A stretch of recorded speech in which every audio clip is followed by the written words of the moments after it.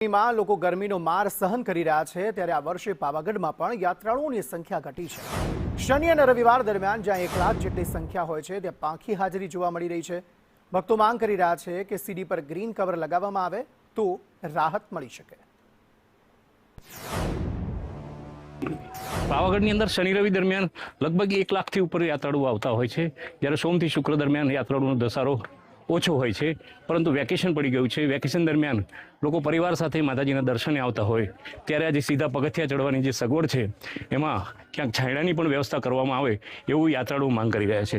શું કહેશો, અહીંયા તાપ લાગે છે, ઉપર છાંયડો થાય એવું કંઈક વ્યવસ્થા કરી શકે છે? થોડો એવું ઉનાળામાં તો આમ છાંયડો થાય એવું કે માંગ કરી તમારે? થાય તો સારું લાગે। શું કહેશો તમે? ઉપર છત બની જાય તો બહુ સારું એમ છે।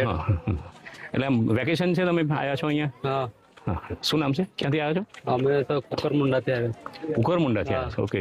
તો દૂર દૂરથી અહીંયા યાત્રાળુ આવ્યા છે અને યાત્રાળુની એક જ માંગ છે કે ખૂબ જ સરસ સગવડ છે, પરંતુ અહીંયા જે પગથિયા સીધા જે ચડવાના છે એ પગથિયા ઉપર કોઈ છાંયડાની વ્યવસ્થા કરવામાં આવે તો સીધું માતાજીના મંદિરના પ્રાંગણ સુધી આ પરસેવા નહાતા જવાની કદાચ વ્યવસ્થામાં થોડી ફાયદો થઈ શકે એમ છે।